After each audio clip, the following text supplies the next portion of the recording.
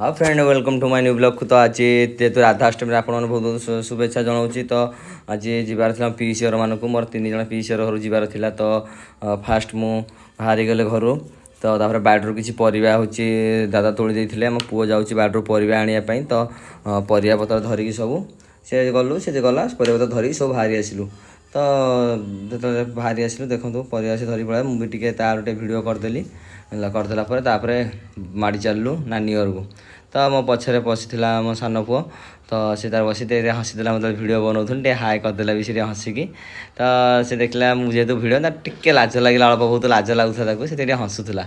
तो तापर आम हूँ पार हो गलु। तो यहाँ हूँ हुडी साइड जोटा कि हूँ जानी ये रोडटा आपण तो रास्ता टिके खराब थिला तो तथापि नहीं पहुँची गलु ठीक जगह। तो देखो यहाँ हूँ फास्ट गोटे केनाल गला द्वितीय केनाल तो रास्ता बहुत खराब थिला। तो तापर आम गलु गलापर जो मो नानी घर बड़ नानी घर जो गाँ तो हूँ से गाँव में फास्ट पहुँची गलु। तो से गाँ रोड टिके ब्लॉक थिला जेहेतु कहले कि रास्ता खराब अच्छे ब्लॉक अच्छे रिटर्न कर आसिले। तो आउ गोटे गाँ देकी गलु पूरा गाँ भितर भितर भितर दे गलापर ठीक जगह पहुँची गलु। तो पहुँचला मो नानी गाँ को जावाई रास्ता जोटा कि जाकि नानी गाँ गाँ मुंड प्रथम मुंड जा पहुँची गलु स्पीड चल गाँ रास्ता भी टिके कादुआ फादुआ बहुत खराब अच्छी। तो आम जा पूरा स्लो स्लो भी गली कादुआ जगार बहुत धीरे धीरे जाऊली।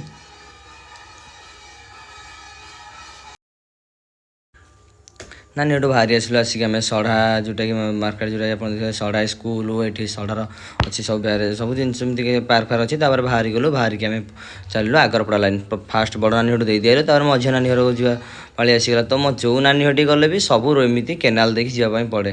तो सेकेंड द्वितीय नानी हटी पड़े नानी हटी भिड करहलानी जेहेतु मोबाइल धरते टाइम मिललानी।